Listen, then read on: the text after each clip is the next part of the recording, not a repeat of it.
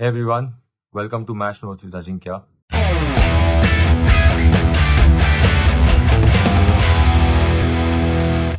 Well, it was a disappointing day, disappointing test match, and also a disappointing test series for the Indian team and also for all the Indian fans, people who love test cricket. It was a sad day.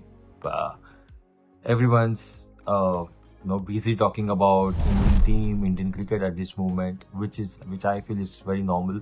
People are hurt.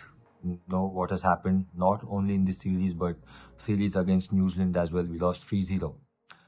But no, I just want to appreciate the South African team. No, they have played really good cricket. I thought they were brave, they were courageous throughout the test series. Their plans and their strategies were fantastic. दोनों test match में team combination के बारे में बहुत चर्चा हुई, बहुत बातें हुई कि क्या कॉम्बिनेशन खिलाना चाहिए, क्या ये कॉम्बिनेशन सही था. Let me tell you about South Africa team first. South Africa ने आई थॉट जो टीम खिलाई ना, उनका कॉम्बिनेशन परफेक्ट था. मैं इसलिए नहीं कह रहा हूँ कि वो दोनों टेस्ट मैच जीते या सीरीज जीते, बट अगर आप देखें उनके बैटिंग यूनिट के बारे में, हर एक को अपना रोल पता था, हर एक का नंबर सेट था. वो एक clarity of thought, clarity of role होना एज अ प्लेयर बहुत ज़रूरी होता है. कहीं भी एक कन्फ्यूजन नहीं लग रहा था कि उनके जब भी जो भी प्लेयर बैटिंग करने आ रहे थे वो क्लैरिटी से आ रहे थे, को पता था कि उनका रोल टीम में क्या है. जो उनके गेंदबाज थे, आप उनके स्पिनर्स लो, Keshav Maharaj, Harmer, Jansen, Mulder या मुथुस्वामी, माकरम ने थोड़ी बार बॉलिंग करी. Clarity of thought and the clarity of role होना ये टेस्ट क्रिकेट में बहुत ज़रूरी है और साउथ अफ्रीका टीम में देखने मिला. क्रेडिट पूरा उनको जाता है. आई थिंक उनकी प्लानिंग बहुत सही थी, उनकी स्ट्रैटेजीज बहुत सही थी. उनको आइडिया था कि कौन से कंडीशंस में, कौन से सेशन में क्या प्लानिंग से बॉलिंग करनी है. पहला मैच कोलकाता में था. कोलकाता का विकेट चैलेंजिंग था, थोड़ा ब्लैक सॉइल विकेट, लो बाउंस, थोड़ा अनइवन बाउंस था, चैलेंजिंग था बैटिंग के लिए. जिस तरीके से उन्होंने एडजस्टमेंट करी, इट्स नॉट ईजी. जब आप बाहर से आते हो अवे टेस्ट मैचेस के लिए, आपको वो एडजस्टमेंट करना बहुत जल्द करना बहुत ज़रूरी होता है. कोलकाता से लेके गुवाहाटी दोनों विकेट कंप्लीटली डिफरेंट थे. एक ब्लैक सॉइल विकेट था, एक रेड सॉइल विकेट था. वहां पर length as a fast bowler, as a spinner completely अलग अलग हो जाते हैं. स्पिनर्स जिस स्पीड से उन्होंने बॉलिंग करी, जो एंगल उन्होंने क्रिएट किए, आई थिंक मुझे लगता है इंडियन टीम को उन्होंने आउटप्ले किया है. वहीं बात करें हम इंडियन टीम के कॉम्बिनेशन की, कहीं ना कहीं कंफ्यूजन सा लग रहा था जो पहले टेस्ट मैच में हमने देखा और उसके बाद दूसरे टेस्ट मैचेस में. अगर आप बैटिंग ऑर्डर की बात करें, मैंने पहले भी कहा है कि आपके बैटिंग ऑर्डर सेट होना बहुत ज़रूरी है. पहले 4-5 बैट्समैन उसी नंबर पे बैटिंग करना, तो उनको एक वो कॉन्फिडेंस मिलता है, एक रोल क्लैरिटी के बारे में उनको एक आइडिया होता है कि हमारा रोल क्या है इस टीम में, हम कौन से नंबर पे बैटिंग करने वाले हैं. क्योंकि हर एक नंबर पे जब आप बैटिंग करते हो सिचुएशंस अलग अलग होते हैं, आपका स्किल सेट अलग अलग हो जाता है. टेस्ट क्रिकेट एक ऐसा फॉर्मेट है जहाँ पे आपके 4 से 5 बल्लेबाज, पहले top 4-5 players, batters should be fix. उनका नंबर उनको मिलना चाहिए, वो रोप उनको मिलना चाहिए, तभी जाके वो आपके लिए डिलीवर करेंगे. हमने देखा कि पहले टेस्ट मैचेस में 3 नंबर पे वॉशिंगटन सुंदर आए थे. गुवाहाटी में हमने देखा 3 नंबर पे साई सुदर्शन आए थे. साई सुदर्शन ने बल्कि वेस्ट इंडीज के साथ 3 नंबर पे बैटिंग की थी. इंग्लैंड में कुछ मैचेस में 3 नंबर में बैटिंग की थी. आपका रोल होना, सही होना, आपको कॉन्फिडेंस मिलना, वो कम्युनिकेशन होना बहुत ज़रूरी होता है. तो कहीं ना कहीं वहाँ पर थोड़ी इंडियन टीम की गड़बड़ हुई. प्लेयर्स भी थोड़े कंफ्यूज लग रहे थे कि हमारा रोल क्या होगा अगर हम डिफरेंट नंबर पे बैटिंग कर रहे हैं, ये सर्टन सिचुएशन में बॉलिंग कर रहे हैं, तो हमारा रोल क्या होगा, हमें किस तरीके का प्लान से आगे जाना है. तो वहाँ पर साउथ अफ्रीका टीम ने ओवरऑल दोनों टेस्ट मैचेस में इंडियन टीम को आउटप्ले किया. हम 9 बैट्समैन से खेले इस टेस्ट मैच में. यस, उसमें कुछ ऑलराउंडर भी थे. सेकेंड इनिंग्स स्पेशली जब कुलदीप यादव बैटिंग करने आए as a night watchman number 4 पर, आई थॉट अगर जब आप 9 प्लेयर से, 9 बैट्समैन से आप जब खेलते हो, आपको बैट्समैन को भेजना बहुत जरूरी है. नीतीश कुमार रेड्डी 9 नंबर पे आए. आई थिंक उनका कॉन्ट्रीब्यूशन प्रॉबेबली 4-5 पर सही होगा जब आप सेकेंड इनिंग में कुलदीप को भेजे थे. आई थिंक नीतीश कुमार रेड्डी आते या ध्रुव जुरेल आते उनकी जगह, आई थॉट वो बेटर कंट्रीब्यूट कर सकते थे। आपको एक पॉजिटिव मूव लेना बहुत ज़रूरी है।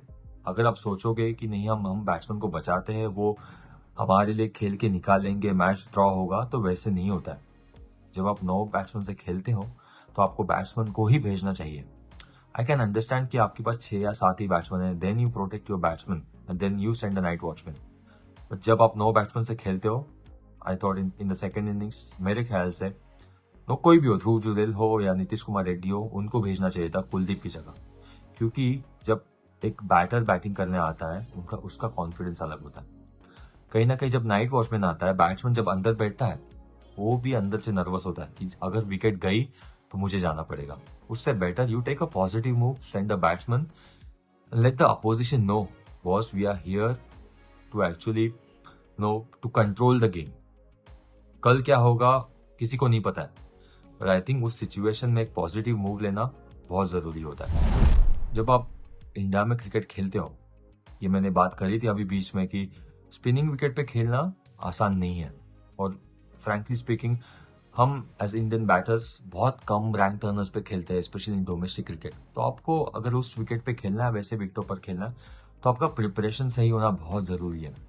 एज अ टीम अब 10 दिन पहले मिलो, एक अगर आपका अच्छा कैंप होता है तो आप सही तरीके से प्रिपेयर कर सकते हो। आप आपके नेट सेशन में वैसे विकेट आप रेडी करके आप प्रिपेयर कर सकते हो। क्यों न्यूजीलैंड टीम ने अच्छा किया हमारे साथ, 3-0 आके यहाँ पे जीते। साउथ अफ्रीका 2-0 आके जीते, क्योंकि उनका प्रिपरेशन मुझे लगा कहीं ना कहीं सही था। न्यूजीलैंड 20-25 दिन पहले उनका प्रिपरेशन स्टार्ट हुआ था इंडिया में टेस्ट क्रिकेट खेलने से पहले, टेस्ट मैच खेलने से पहले। साउथ अफ्रीका पाकिस्तान जाके आए, वहाँ पे उनको सिमिलर काइंड ऑफ विकेट मिले थे, बट यहाँ पे आके 2 इंडिया ए के साथ उन्होंने प्रैक्टिस मैचेस खेले, जहाँ पर उनके प्लेयर्स भी आए थे। तो आपका प्रिपरेशन बहुत इंपॉर्टेंट होता है। अब जब आप टेस्ट क्रिकेट खेलते हो, आपको सेम चीज़ें रिपीट करना, सेम तरीके के विकेटों पर पिचेस पे तो प्रिपेयर करना, ये बहुत ज़रूरी होता है। लेट्स बी फ्रैंक, हम हमेशा कहते हैं कि इंडियन प्लेयर्स स्पिनर्स के अगेंस्ट में बहुत अच्छा खेलते हैं, बट रिसेंटली हमने देखा कि वैसे नहीं है। तो क्योंकि स्पिनिंग विकेट पे रैंक टर्नर्स पे खेलना it's very challenging. Let's be really Frank. तो अगर वैसे विकेटों पे खेलना है, तो आपको उसी तरीके का प्रिपरेशन करना होगा।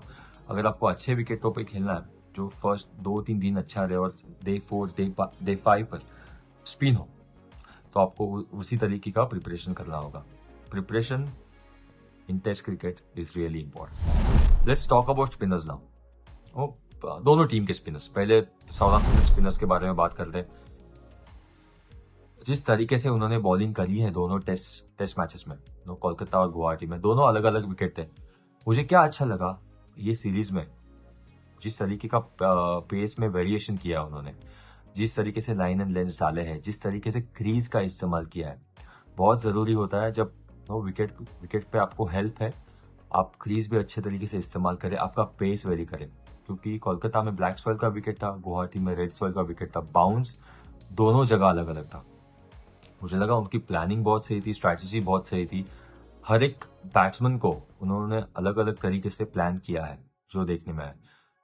रिमेंबर, टेस्ट क्रिकेट जब आप खेलते हो, आपको प्लानिंग की ज़रूरत होती है, स्ट्रैटेजी की ज़रूरत होती है, जो मुझे लगा south African players, south African team और उनके जो स्पिनर्स है, उन्होंने सही तरीके से करी। इंडियन टीम के spinners no doubt quality spinners है, अक्षर पटेल, जडेजा, कुलदीप, वॉशिंगटन सुंदर, सारे क्वालिटी स्पिनर्स है।